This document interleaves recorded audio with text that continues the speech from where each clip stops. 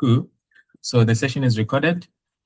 So this is just a wiki for data engineering that I created for people, for you guys to kind of have like a knowledge base that you can reference to when you are trying to work on the data engineering course or trying to upskill yourself. So this is how the wiki looks like. It gives you an overview of the tools that you need to have set up on your machine, which is your GitHub, your Git, your Visual Studio Code, your dbeaver, which is optional, your SSMS, which is your SQL Server Integration Services.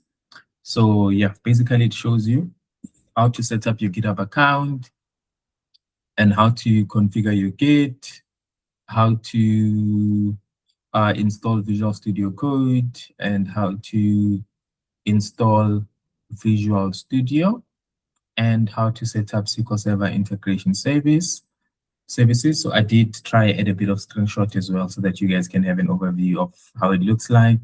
So usually if you click on the link, there are links there. If you click on the link, it's supposed to take you directly to where you need to download stuff. And then if you scroll down, I created, okay, cool. Here, this is where you install your SQL Server and your SSMS, right? Which is basically your management system. And then this is where you download it. I did try highlight the parts that you guys would need to click to download the stuff. And then if you scroll down, dbeaver, it's optional. If you're using Windows, you should be fine. But then if you're using Mac, and then you can use dbeaver as an alternative, which I don't recommend because it has a bit of limitations. So you either install or set up a virtual machine, and then you can set up the other stuff that we have for you to be able to use this. Most of you guys are using Windows, so I'm not worried. And I think Happy and Blasio, last time they told me that they managed to set up that virtual machine so that they can work on it, which is good on my side. Cool. And then I tried adding a bit of a workflow in terms of installing stuff. What do you need to install? What is the installation pattern? What's the installation pattern in terms of installing? You can start with your GitHub account, create the GitHub account, do the Git, do the Visual Studio Code, do Visual Studio. So you can do your SSIS projects, extensions, and then you can do your SQL Server and your SQL Server Management Studio, and dbeaver, which is optional. Cool. So this is the pattern of how you can install this stuff, which we did. Most of you guys, please mute. Cool. So most of you guys are familiar with this. You guys are able to install these things. So yeah, you can actually play around it to try see what's happening there. I did try add some concept of data engineering, what data engineering is. So we know that data engineering is basically a discipline where we basically try to build systems that collect data, store data, move the data, and transfer the data into a data warehouse where the data can be used for analytics, for reporting, or machine learning. So basically where I tried showing the flow in terms of where you can get the data from the source, you can ingest it and do all these transformation. And I tried adding a bit of a app to analytics flow in terms of if someone creates an account on a website where they sign up, where they buy something, where they make payments, and all those activities that are happening, they're generating data. And then that data goes into your OLTP database. Once it goes into the OLTP database, which is basically your real-time transaction database, and then we plug in some ETL pipeline or ELT pipeline that extract, transform, clean the data into the OLAP data warehouse or the database, which is basically used for data analytics, right? That's where your data is normalized and your data is cleaned and everything is efficient there. Cool. So I did try explain what's happening there. So I'm just skimming through because you guys have an idea of what's happening here. So yeah, tried showing the data types, semi-structured, structured data, unstructured, and all that. And then what is a dimension? So at this point in time, you guys know what a dimension is. We discussed what a dimension is. We said the dimension is basically used to describe who, what, when, and where. And then we have your fact table, which is basically used to store your metrics, your measurements, right? The numbers, the sales amount, the quantity, the cost, and it usually contains foreign keys, which are basically primary keys from the dimensions, right? So once we have these, the end goal is for us to have a star schema, which we understand was the point of us having a star schema, right? So we said we have a star schema because star schema basically it's one efficient way of normalizing your data. Your star schema, whenever you're building a BI tool or whatever system that does reporting on your database, it's more efficient and way faster if you plug it into a star schema because it's actually scanning numbers. It's not scanning your strings, so which makes it a bit faster. And faster means less processing time. Less processing time means, okay, not always the time, but it means, less computing.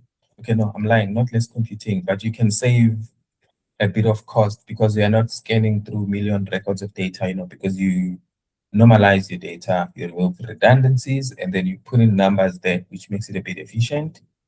And then if you scroll down, I try to show the medallion architecture, where we said the medallion architecture is basically an architecture where we are getting the data from the source. Once we get the data from the source, we load it into the bronze layer. So the bronze layer is basically the stage where your data is raw as is, nothing happened, it's not cleaned. And then your data will then move to the silver layer. The silver layer, this is where now your data is cleaned. This is where now your data is processed.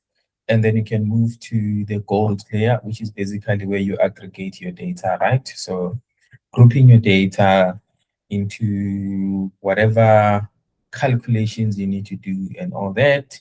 And then your data will move to your BI and analytics team, or the guys who do machine learning and all that. So these between the sources to the BI and analytics, that's the data engineer who does the work.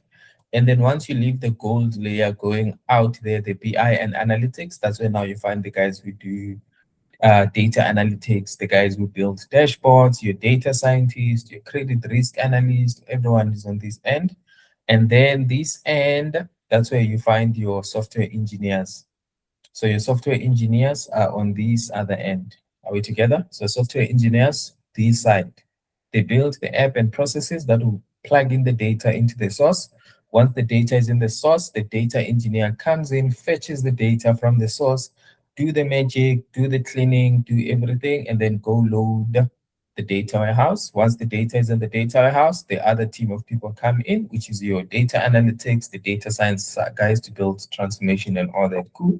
So we have an overview of that. So the overlay, so this is basically an SSIS ETL flow, which is what we are going to focus on today. So today we're going to focus on building a simple ETL pipeline so that you guys understand what the flow is and what is happening, and then we can try transfer that knowledge into building our ETL pipeline.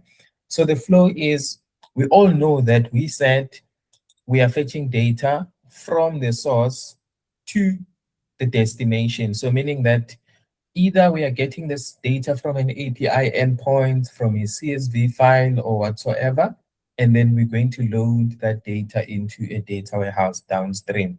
So for the sake of this session, I'll use two databases to make it simple for you. So what's going to happen is usually when you are creating a package, the flow would be when you run your package would either create the database if the database does not exist, and then your package will go then create the tables, which is your bronze table, your silver table, and your gold table, right? And then once it's done with that, and then it's going to load your data into the bronze, which is basically your raw data. And then once your data is loaded into the bronze layer, you can come then clean your data, remove duplicate, make sure that the data type is correct and everything, and then that would become your bronze layer. Once your data is in the bronze layer, and then now you can move your data into the silver layer, right? So you moved your data from the silver into the gold, right? So if you check here, so that I don't confuse you. So we load the bronze first, right? After bronze, now the data that is in the bronze, you clean it, you deduplicate it, you do some casting, and then you throw it into the silver layer. Once it's in the silver layer, now that your data is in the silver layer, and then you can build your DIMs and your fact tables and all that, and then you can then shove it into the data warehouse, where now you have your fact tables and your DIM tables, right? So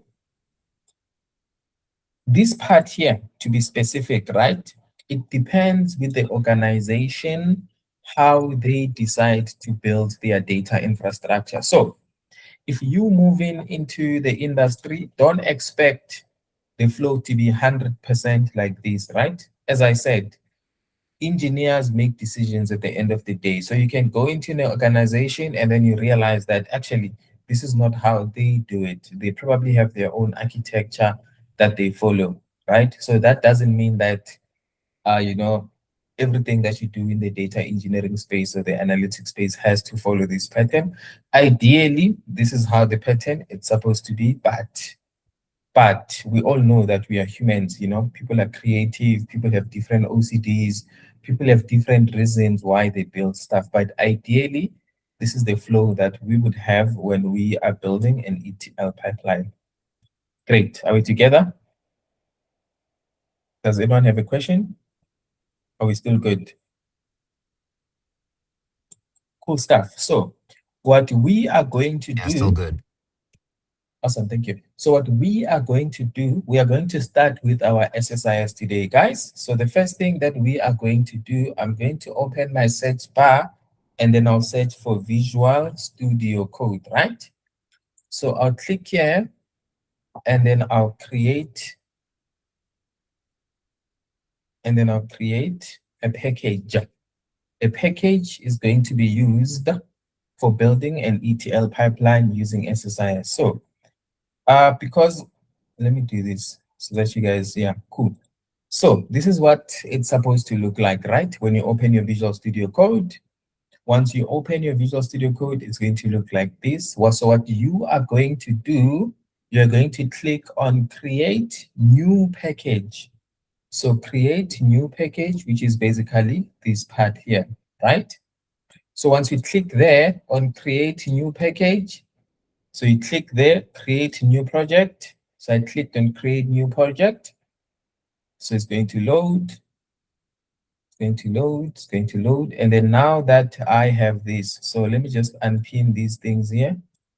So what I'm going to search here, do you guys see the search? There is the search there. So what you are going to search for, you're going to search for integration. So you're going to search for integration. And then once you search for integration, these are the pop-up that will appear on your site if you have installed your SSIS correctly.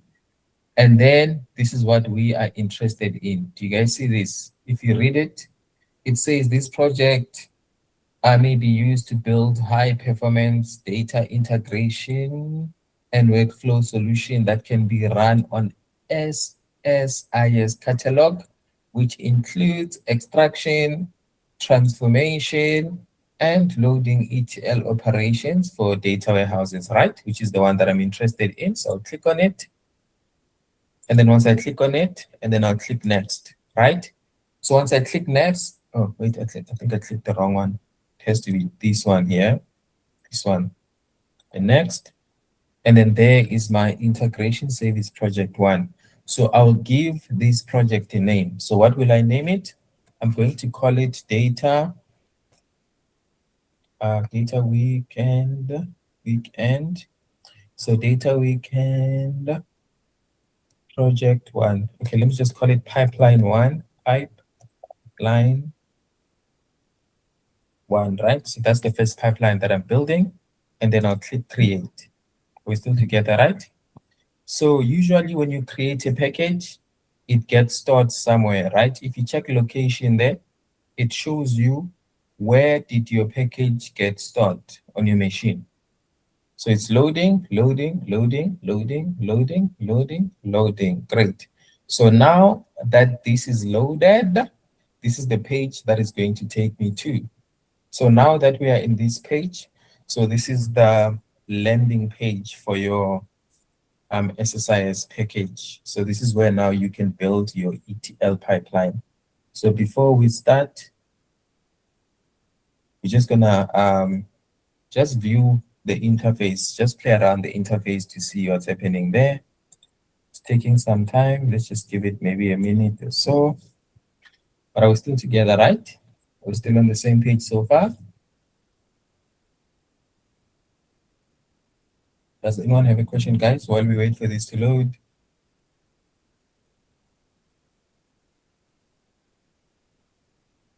Thumbs up, thumbs down. Are we all good? Cool, cool. Awesome. So once you are here, this is the interface that you're going to find. So this interface here will basically show you the favorites, basically the favorites. These are things that you usually use the most, right? Or things that you have started. So you can actually come to favorites. Favorites is what you've started. Then, okay, I'll minimize here so that you can see what's happening. So you have favorites, you have common, you have containers, you have other tasks, and then you have package task, right? So this is basically your left-hand side. And then you have the package parts, which we don't care about. And then you have the solutions explorer, which is this one here on your right-hand side. So we are interested in this section, solution explorer. We are interested in this section, which is your SSIS tools. That's what we are interested in this training specific. So the first thing that you are going to do, I'm going to expand this again so that we are back on the same page.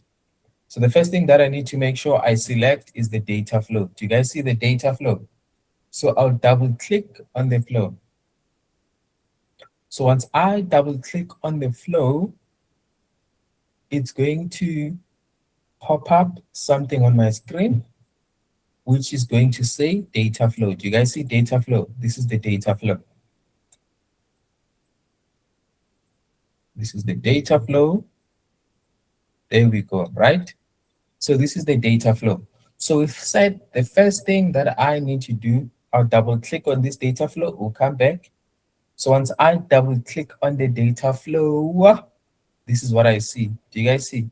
So there's differences. So I'm going to go to control flow. If I go to control flow, do you guys see what I see here? This is all I see. But if I go inside data flow has its own functionalities, right?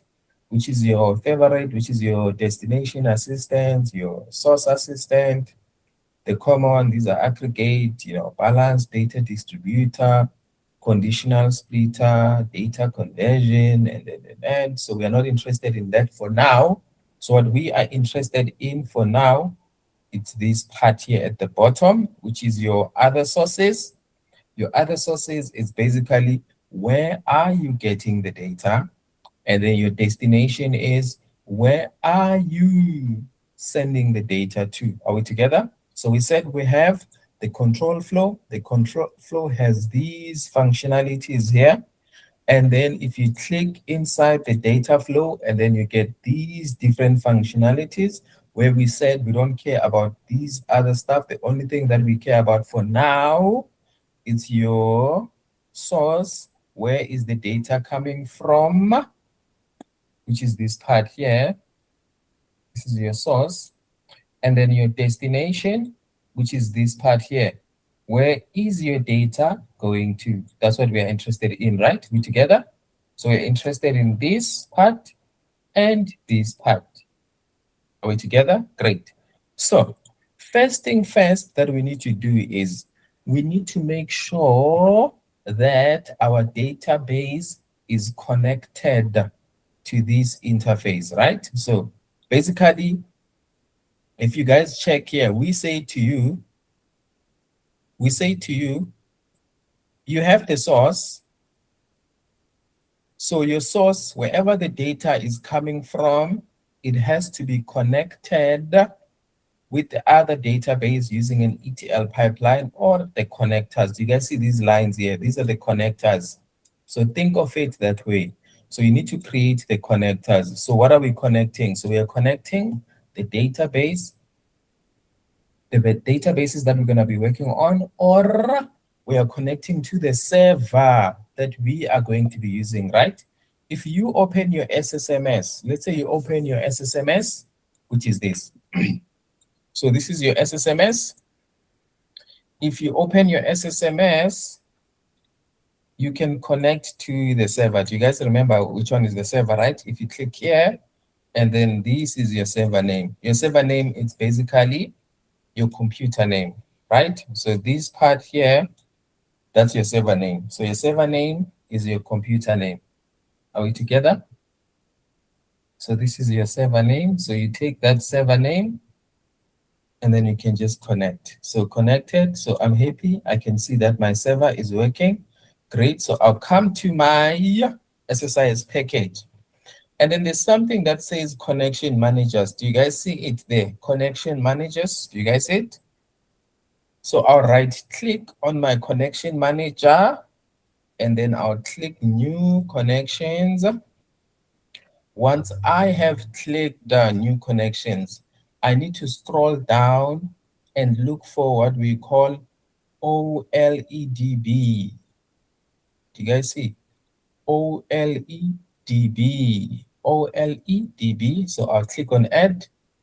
Once I click on add, let me remove these so that you guys don't get confused by my other project. So I'll cancel this. So before we go, so OLEDB. So what is OLEDB? Let's start there. What is OLEDB? So what is OLEDB? OLEDB.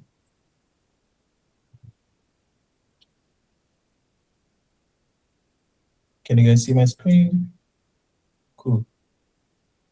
So OLEDB is basically an object linking and embedding database, sometimes written as OLEDB or OL minus DB, right? So it's basically a way of linking stuff. Do you see? Object linking and embedding database. Object linking and embedding database. So all you need to think about, if someone asks you what is an OLEDB, you can actually think and say, oh, actually, it's just a linking, it's just a connection between, if you want to connect databases or if you want to connect systems, you can use OLEDB. And then I think there's also ODBC, if I'm not mistaken. I think it's ODBC. I could be wrong. Yes, do you see here, if you go to your machine and search for ODBC, do you guys see that? This here, ODBC. So there's ODBC, there's OLEDB, there's a lot of them. So let's see. What is ODBC? So ODBC. So there's OLEDB, there's ODBC. So this is like your open database connectivity. So this one is the one that you find with your machine. And then OLEDB, it's the one that you use usually if you want to connect like these Microsoft product most of the time. Does it make sense, guys? So there's a lot of connections. There's your HTTP, which is basically this, which is used for over the internet for APIs. There is ODBC, there's OC, there's a lot of them, but we don't care about them. The one that we are interested in, it's ODBC. So this one here, ODBC, that's the one we are interested in. Are we together? So now we're going to say, okay, I'm going to add a connection. Now I'm starting to link things. I'm going to add the connection, and then it's blank. There's no connection there. So I'm going to create the first connection, right? So the first connection that I am going to create is going to be between, because I'm working with SQL Server, right? So which means I'm going to choose the provider. What provider am I connecting to, or am I using to connect? I'm going to click drop down. And then we said we're using OLEDB, so Microsoft OLEDB provider for SQL Server, right? Because remember, this is your SQL Server.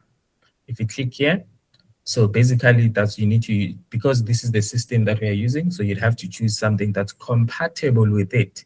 So in our case, Microsoft OLEDB provider for SQL Server, this is the one. I'll click OK, right? And then I'll put my server name there, which is Ghost, and then I can test the connection. Are we together? Are we all good, guys? So it means the connection succeeded. So basically now I can connect my SSIS to my SSMS. Basically, that's what's happening there. I'll click OK, and then I'll click OK. There I have a connection, which is connecting to the server. I can click OK, and then there we go. You guys see? Now I have my first connection there. This is the connection that I have. So basically what I did is I have, let me do this. So what I have now, this is what I did. So I have my SSMS, right? And then I added a connector. So there's the connector, so which is OLEDB, right? OLEDB. And then I've connected it to my SSMS, to my SSIS, sorry, to my SSIS. So basically, I've connected this to this by using this OLEDB. Does it make sense, guys? So this is like a connector. It's like a connector. It connects these two different software so that they are able to work together, so that they are able to communicate together. Are we on the same page? Are we all good? Great stuff. Yes, correct. Yes, correct, Boniseni. That's correct. Cool.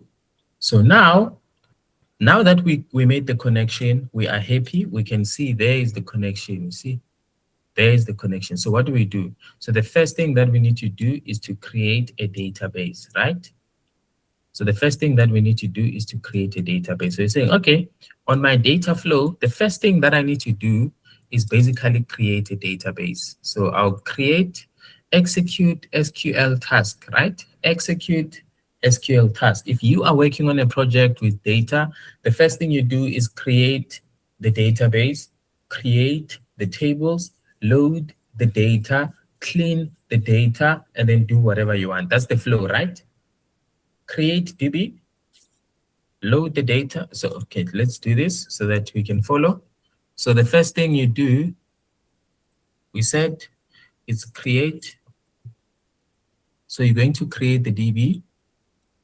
So create the DB, which is your database, and then you can create the table.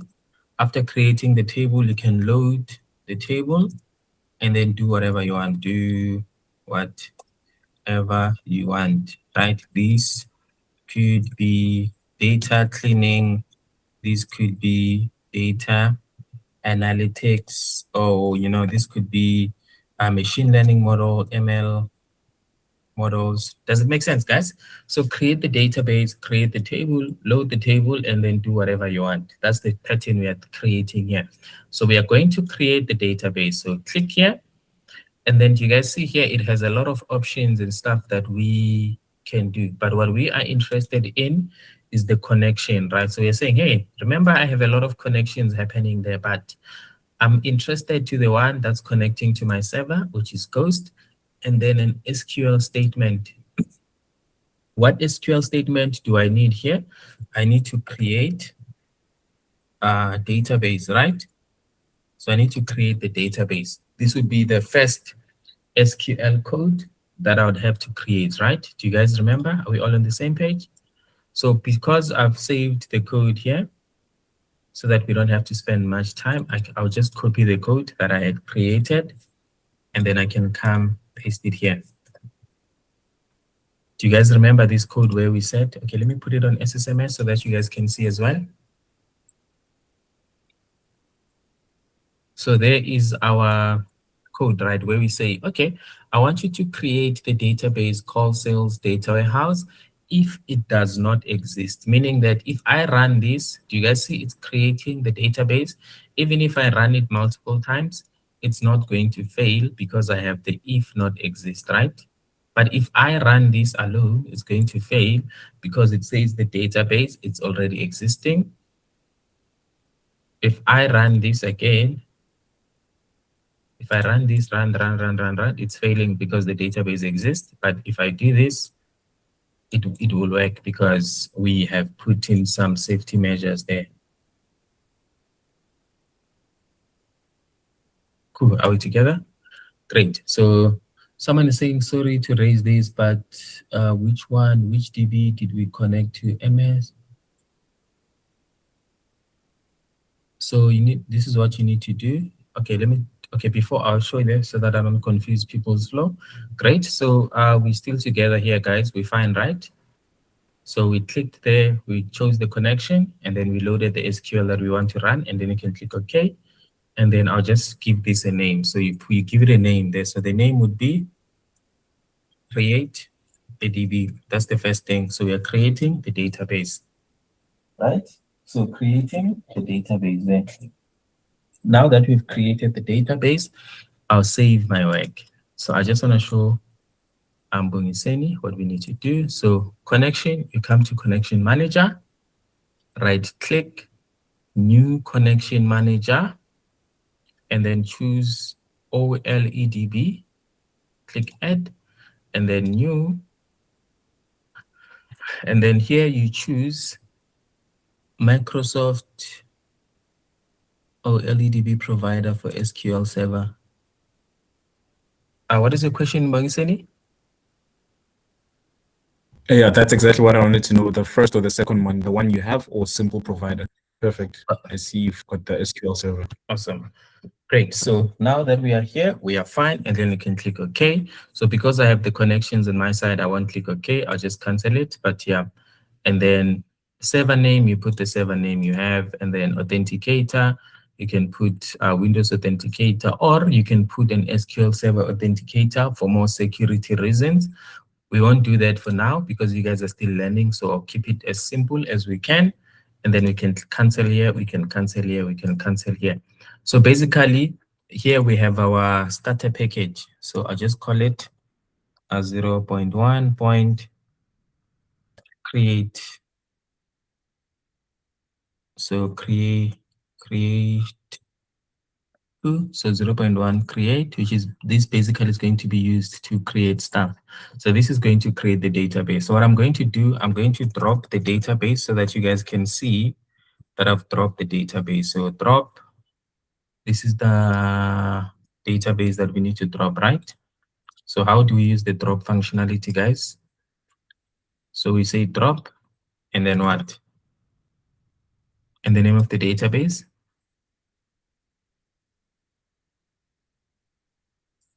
So it's going to drop, let's see.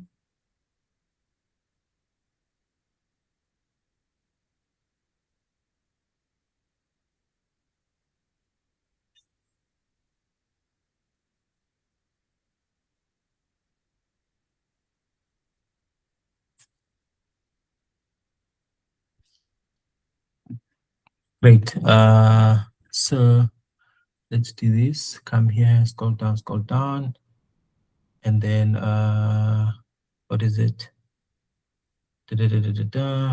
Sales DB.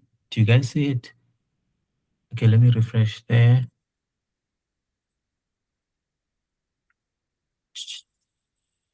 So sales data warehouse. Yeah, it's right above the SSIS. This one here. Cool. And then drop. And then close all connections. Close. Cool. Great. So we dropped it, right? So meaning that if we run this package here, it's supposed to create that. So I'll click there, execute package. It's running. And then there we go. So it's running. So it's going to create.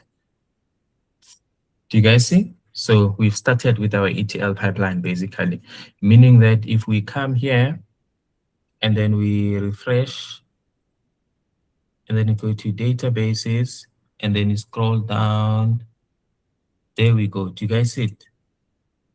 There we've created it automatically. So the next step would be us creating the table, right? So we do the same procedure again. We come here and then we copy this. This will be used to create the tables that we need, right? Which is your bronze tables. So I'll come here again. I'll stop this. And then what do? I'll bring this SQL thing right together, come here, and then I'll plug it there. And then I'll click here. So here I'll just say create. So I'll just say create DB, and I'll create tables, right? Create tables, double click there, and then connection. Connection would be ghost statement, come here, and then paste that statement that will create my tables, and then I'll click OK, and then I'll save my work, right? Saved, I've saved my work. Do you guys see? I've saved my work. Okay, cool. And then what I need to do, come here again and then execute this package. Let's see. So ideally, it's going to create the table, the database, sorry. After creating the database, it's going to create the tables. After creating the tables, let's go see if we actually have those tables there. Cool. And then now we have the tables. There we go. Do you guys see there are the tables? Do you guys see them? So basically now this process is starting to be automated now. We are building an ETL pipeline. And then after that, you'd have to load the data. So loading the data would be you getting data from a specific, so basically getting data from a specific source into there. But for now, we need to insert the data. And then where are we inserting the data? We are inserting the data into the dim customers, dim product, dim something, dim blah, blah, blah, wherever we need to load the data through the SSIS package here. So I don't want to confuse you guys. I think for now, I'll just stop it here. And then you guys can try play around with this. So do you see the flow? The flow would be drag data flow, and then second, create the database, and then third, create the tables, and then third would be loading the tables with the data. So I think for today, I don't want to bombard you guys with a lot of information. I think I'll stop here for today. And then you guys can try challenge yourself and add data into the process. Basically, then when someone says, oh yeah, I'm building an ETL pipeline in SSIS, this is what they say, guys. You guys see? So that's why now it's important for you to understand the basics of SQL, you know, how to create the table, how to load the data, how do you take the data from point A to point B. So yeah, I think maybe on next week's session, we're going to focus on loading more data. And then once we focus on loading more data, and then we can deploy this. And then once deployed, and then now we can focus on using this to clean data. Because if I do it now, you guys will get confused. And yeah, so I'll take it slow. So for today, I think I'll stop it here, guys. Does anyone have a question based on this so far? For me, yeah, when it comes to the point on loading data, are you referring to how, because right now we have queries that are pulling from a certain file, CSV file. Yes. I would imagine if there is, you're saying a process to dump maybe ongoing new data, or I'm just trying to understand what that means by loading the data, because currently we have that SQL query that is looking at a particular path and constantly creating every single time it is run from scratch, pulling that data. Which one are you referring to? Sorry about that. Yeah, I'm just trying to be clear on when we talk about loading data, right, moving forward. Currently, what is happening is that there's an SQL query that looks at a certain path. So when you say loading data at the moment, how do we refer to it being loaded in this setup right now? Okay, so in this setup is You're going to use the insert statement in this setup. Okay, I understand. So creating an SQL query that is inserting those into the DBs and tables. Okay, yes, I'm clear. so come here and then do the connection here, and then put the code that insert the data there. So for now, just once you get there, just stop there, don't go further. So what I want to see you guys is, are you able to start a new SSIS package project? Are you able to create the connections? Are you able to create the tables? The database, sorry, are you able to create the tables, and are you able to load the data? And then once you fully understand this flow, and then we can try be as complex as we can, where now we do like advanced stuff. So this is basically the foundation for us to be able to get there.